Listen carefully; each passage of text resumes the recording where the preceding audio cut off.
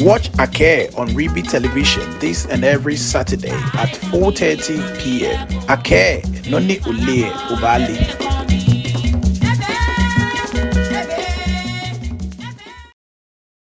Mwana bila kuno tanga boni ntonye ni kebo no be ha wo kuni keke kaselo efe kalu cholo lo fe kalu ni ake ni wo fe kaselo eni won to won le ni bi to gba wale kusumi ni ya no gadangbe mi won be ke be fe wo chi wo fe ko no me ko ni echo wo san mwana lo bila kuni wo sa wo ba wo lu mo boni Nuumo noise Osikan Kpeneku ni je nyono ni ke was anani kasemo ko ese abini wo sanagba mi echi yo hen fe mota o mo ne wo to no kra na sanagba ne echo bo ni fio ni afio yo ni yo kan dangbe spon ne no mo ba o de manye jura abrabu tanga bo ni cho yo mo ne bo ne kasemo ya bezon yo hen fe mo shinanu mo ba yo hen fe mo ye wo to no gbura no ko na be cho akekaji o se oblanta alo oye ma fa aso Otofo alo ape obo neke kusu ne alo o pa mi fi o hawo o yuru adon ni kankle manga nche bokete lawe chulu ni ji meta kete bobu ulomo ya nwa ni waba wi neke Otofo sane ne wo inche abla wono ye osuwe ngabu lele waya kusun ni wo dangbe me wo fio je game fio je game fe wana dubi tun wakusun niji Otofo shi kebonso mo shi ane nu otami ne tun niji baki na bi etun atu na han kusun e ja ke baki leji wonye wawo ni wo bi ye fin tresho no ni aka na esumo muji e wo bi yo fe bi yo na ba fo keji eshengle ko no do afiko no sake afi okusun ko klede ahale nu wo chole Otofo wonye me dangbe bi ni ji krobo me amechole dipo ni afio aha yo ka fe na he kusun ne aha yo pe kusun insumo ni maya min 3D ejake eji nuko ni eji wo temon kusun no ba wi na epe meko me ba sue ba kasi be no heli shen afi be afitele neji klon kusun ni wo fi o ha oblaye ni foko ne yakotun ase dane amebaya tun ase no ba fi aha bu ko blaye ete tun ase hu ya kusun poten ni afia hale ka le no blayu enyi ni moko ya to le carbonai ni wole ho ni fo na afiku na han kusun akani eje egbe ni abo adwaman ni ke fo woto le tafrache ni ofi okusun ni ocho le bonso mo no wo bi hin ehun amehu ame kusun no ni ofi o ha me shimene me ni le na han kusun e ka ke hin ele agma me bozo ni yele afi Otofo ha me dabi bozo mo be mo ni tafraje eho Otofo shin ehi ni ekule machira ke tombla le wo mo le bozo si moni yo ni ne BMI ni toko mla wo shin Otofo wo fi akusu pepe o ha le wo yo Otofo te no ba ya no ya to kaji oton no kate no ha ana Otofo te tun emi o ba gbeshi na ba na keshi oton ni ya baba na ba julabo ni gbe ni sana ke bo acho ni asabu dana ke bo atashi no sa no ya tun na fi ha bo no sa no ya tun no Otofo eje no ko ni manyema wie he pi chi lele nkeji afi eji nyomobo no jino ni ha no mincho no na mla tolo ni mene wo amegbe mla tofu ye eja ke iblofu me ni bana meke wo amena wo bi ye na me fo ba mo shi he wale na me yo ye wo no e wo amemu mo gbege bi na me to ameka bo na be no hele shi aka gbege aftele aka e ba fo no ka fo kusu na ba fi ame fi aka meshi obra yo no ha wo wo amemla tolo ni mene aka mulato je potoki bi beb vie moko na chole mulato ka me vie moko na hamba ko ka je bi wo ke mulato lo no mulato lo ji na hangbe me no ta flache Otofo efe to mo kusun na fio na ke ha anake oblayo ehye yo ka jeje meke ya agbere ka nunko ba fe he ni ka gbe eme aka shi nunko ba fe he ni no be pie gbe ye se mo ewo wana oblayo e bibi to ma fi palo afi enu mo ka mo re ka shi lo Otofo je na kan afi le ammo meji ofufo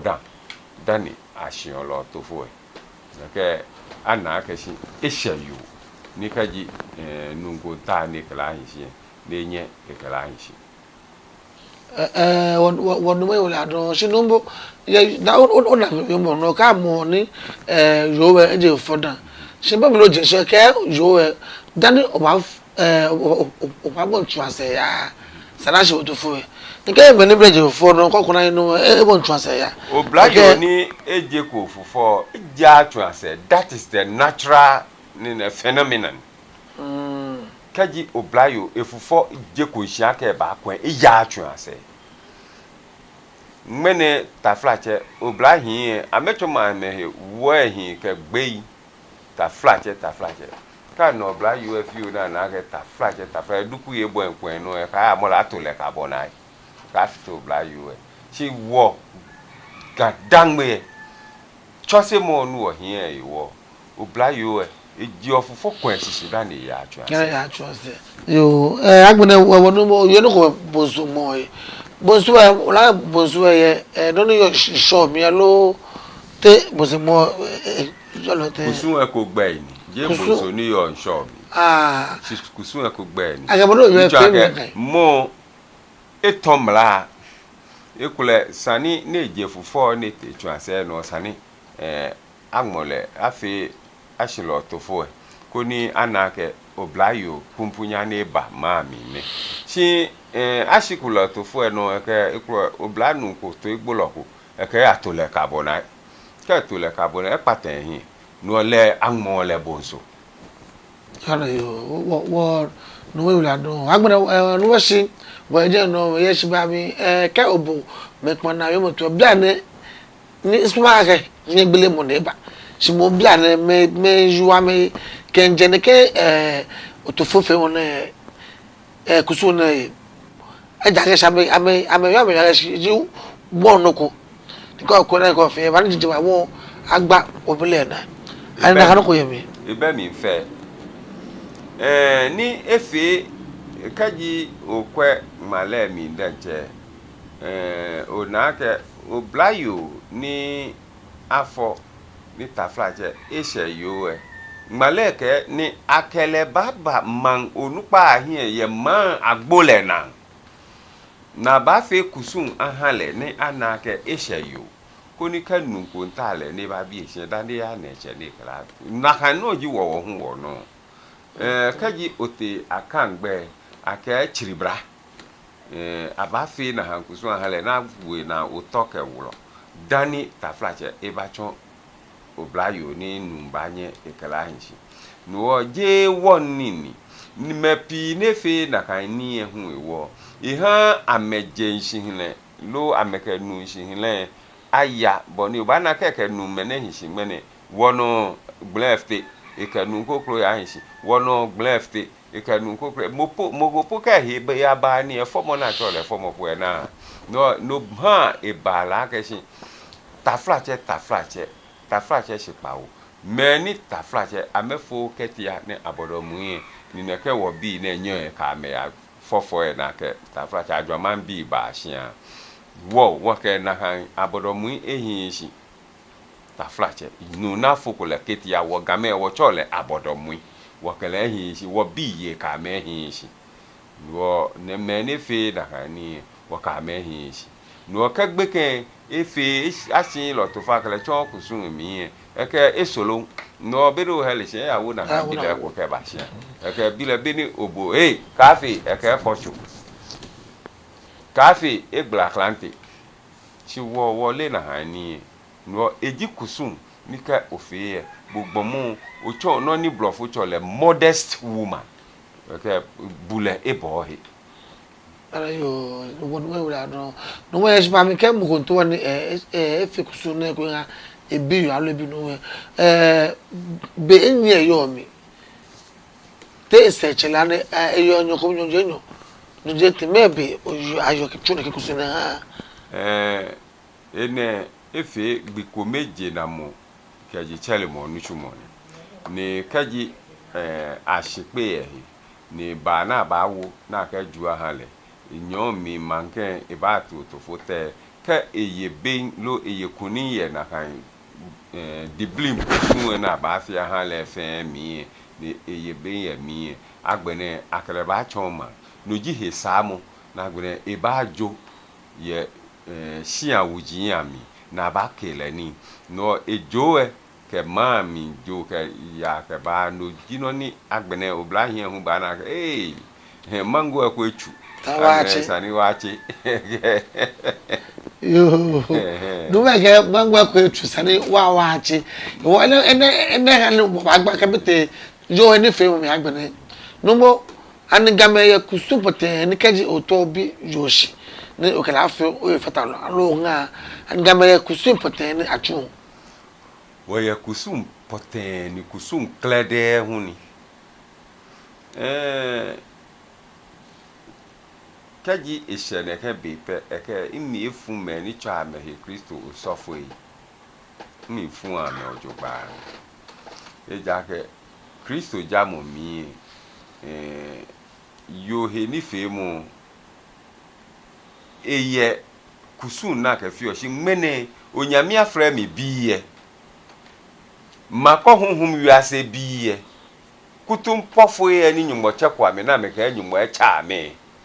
amen fite wo kusun na men dra wo hyian mi ka me na ko onyame afra mi biye na me musu wa me chomo sofo ye mene mi ka me ta fra je wedding eje wo kusun blofo English blofo lehu ekusun klede ni lehu ehia ne ke gbe oyo je wo kusun ni akeni tafrache ameke na hani eba na meke ba pata wo kusun hia yo ha wo ye efe dia na no meji no ni ameli ake ka afi ko bo na hanu ko ebe ake bo ehi ko shi shi mene obana ko sofo ni ji Rome sofo ke basro sofo ke ni ka yu eba ake blansa ni eba mehi amebi ake aya na wekumelo mino amebi aka aya na wekume na ma meji wekume mino amefi ni direct ni baraka amebi aka aya na wekume na wedi eje wo kusun ni shi yo pe mo ka yo gawo loju wo kusun kenkle ka nuwe ku enu eje le ya na yo po ni ka ke mpapa lo mami ya na yo ashimashi ka na ka ehye nuwe blema mi cho blema kusun ka na ka ehye nu eke uche ke ni me ameya mumi na ma hu okwaji wo nu chumo ke wu ya ka na ka obla nu na o he ne she sani anahe fatalo ahale achu na po hia ni jemba papa yo mi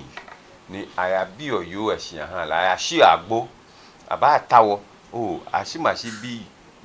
ni ne akle lo ashimashi bi atwe lo ashimashi bi shome lo ashimashi bi kole anake yo papa ni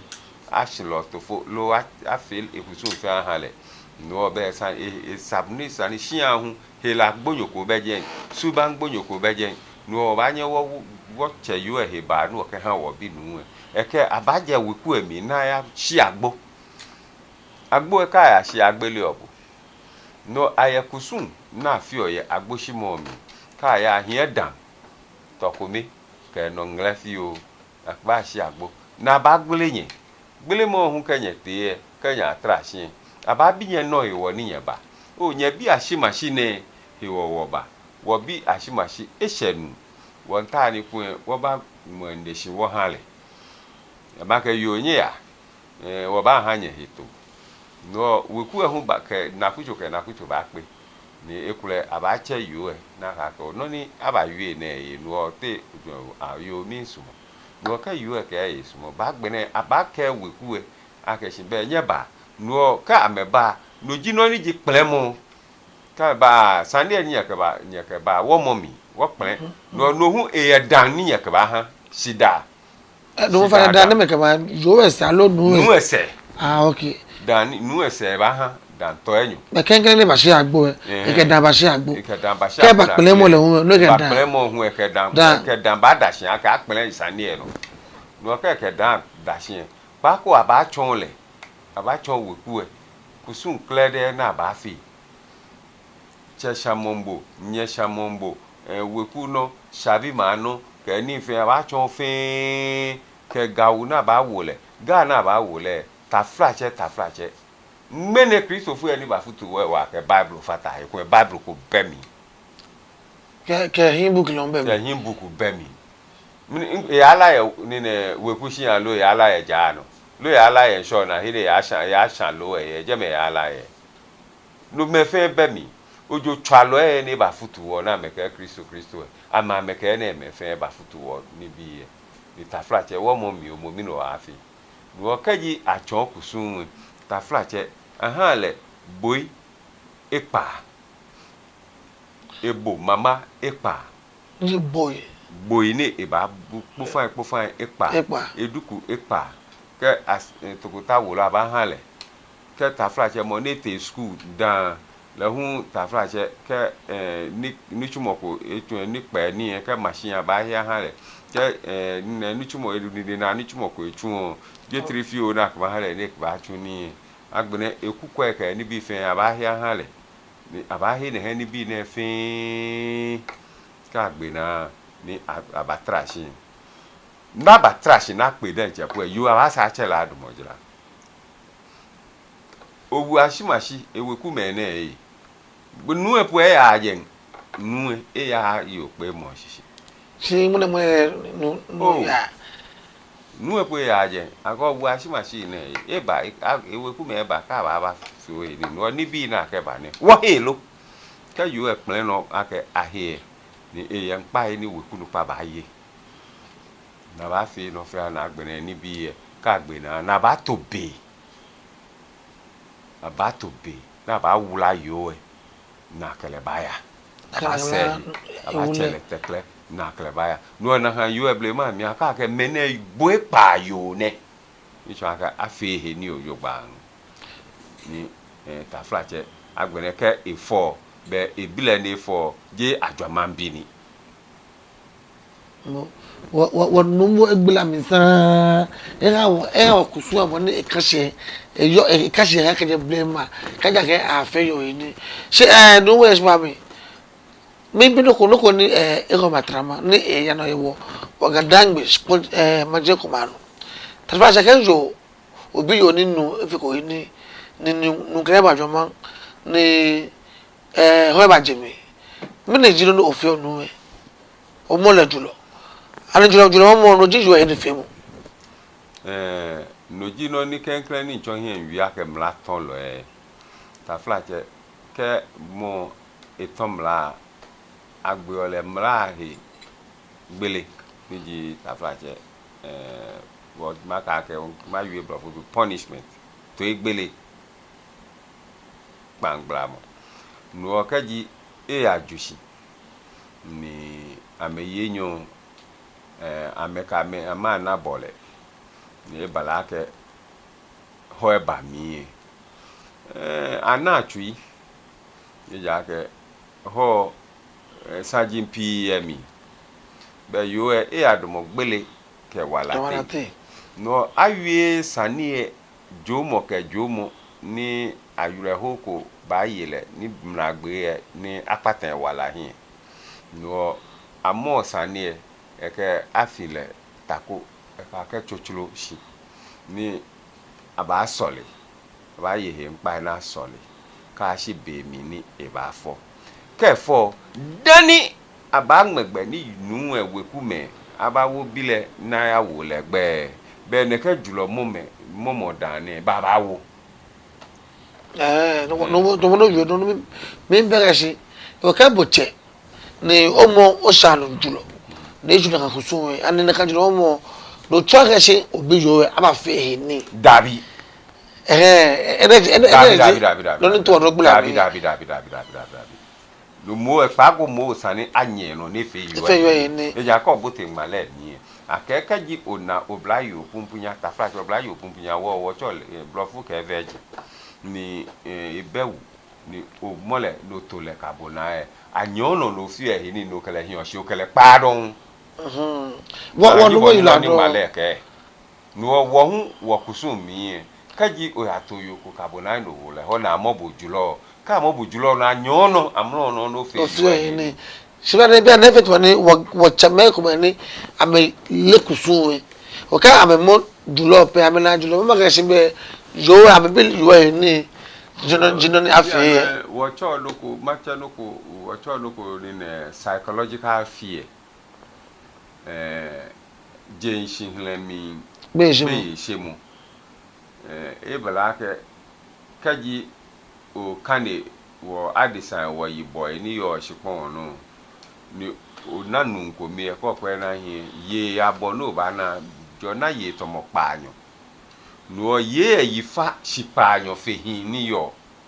me kula chene e segbe ya ke nu eni ba fe yo e ni ani ji psychological fear ni no ka ja mo le jula agbe na ni aka a bole nyomo ni kwa ni fe yo e ni ke e ba ndo ni kula che yen no ko ni ba kwa bi le ke na bi le fe no e ke fe din e chole na e ke ake bi le fo nyoma ni ke be ni helishi ahie to ba fo nyoma be no helishi be ni che be ni mo onupa ni le na han adisa be no na ka ha nyoma to maybe afo ni na ha bu na ha nyoma to no chukuno be o to cho me se keji yo ni awoko yumo afeko ni se ni okonu en se na fo ma esa ni agbe moto ha nukuloko be na afia ha bu nukuloko pra be na afia ha bu ogboya ohe ya ka gbele nukuloko pra be na afia ha bu te fi o te ni ta flache ina yesu mi pa fa ke fa ke ke te fi o te ni okun oba ojulo ajo ma lo be when wo no we ke wo etem deep when the me pi ni am ke susu bi ke bu ma tue ke fo ni mo sara ma to ha mi when wo no wa ha bo pa no ni abi o ba ke afiko ni afiko bo ipa yo e sa agbo ma to ha sa na ha bu si no e so ba bia ku so ko yeto mo se ne ke mo na sa de gba ni he wo la ke se keji ta flache blenta shi ni aba fe bi yo ni yo ni nke yo ifiko yo ni saga shi bi yo ni afi nshanu ani na kan ko ya na kai o question ya be ko shi ni bi tane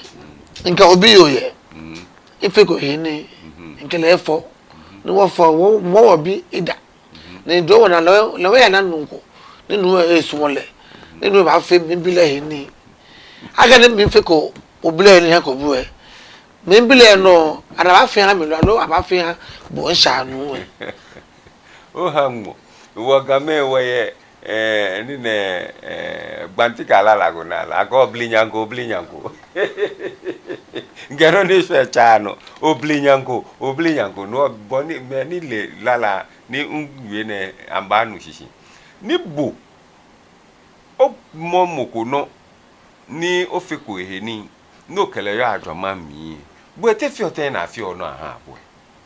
ono enye hi fe mu no kaji ole na hampe no na ke obi endra ke mba be sani bo oye ho yai ni o fe no ni sa ni onga no kele yo no ya che he ba no fe he ni no ko ya che it is never too late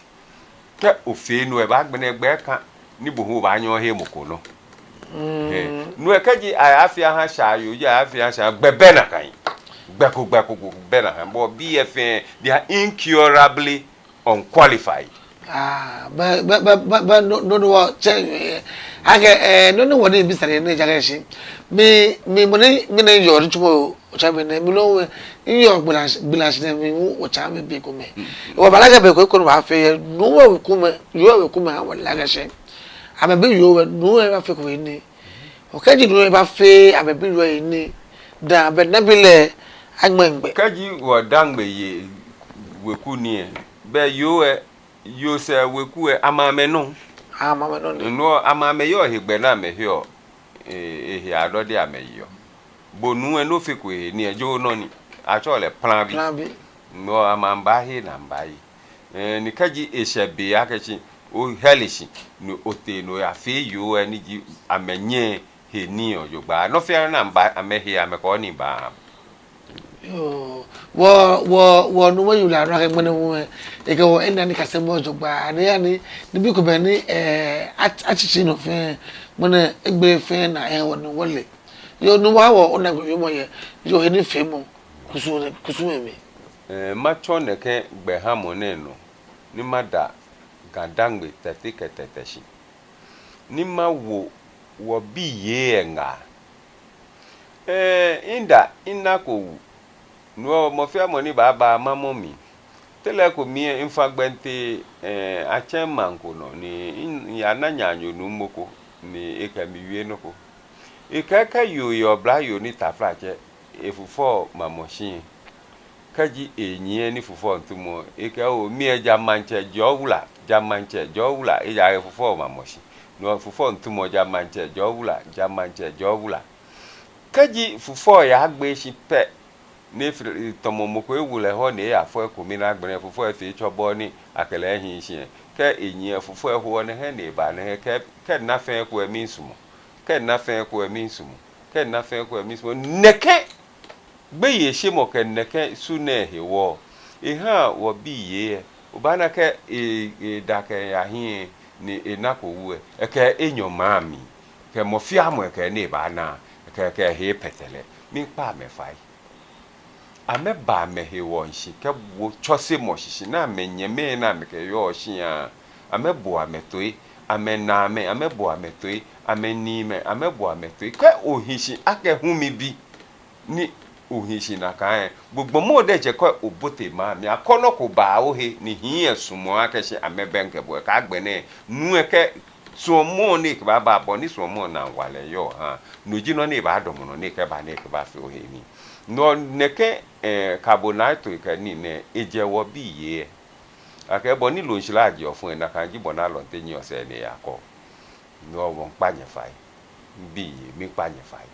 nye bu anyenye metoi nye ba anye he woshi ni nye hi ashi ake hu mi bi ko ni taflache ko bolo e ko me ni nye ma mi aka konye taflache tomo manja no lo koni nyejira awa koni me ababinyeshi nu okusun ni woyo anye afia hanye ka afia okusun pepepe ahabue anunyanko bohe tafrache obi tetepo no ba foye na kan brashi me ayepo nya amola pe mokonya afile no koroko mumoko foye akrabacha eja ke oye kusumi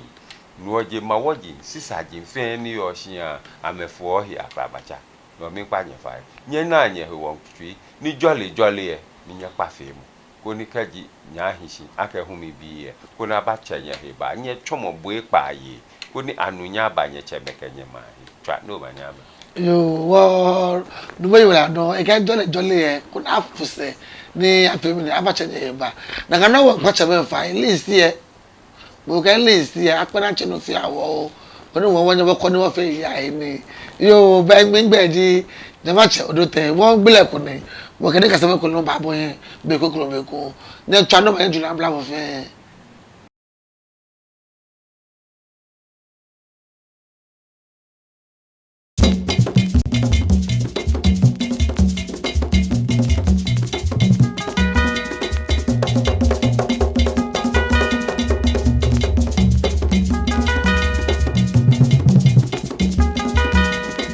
Watch Ake on Reeby Television this and every Saturday at 4:30 p.m. Ake, Noni Ule Ubali.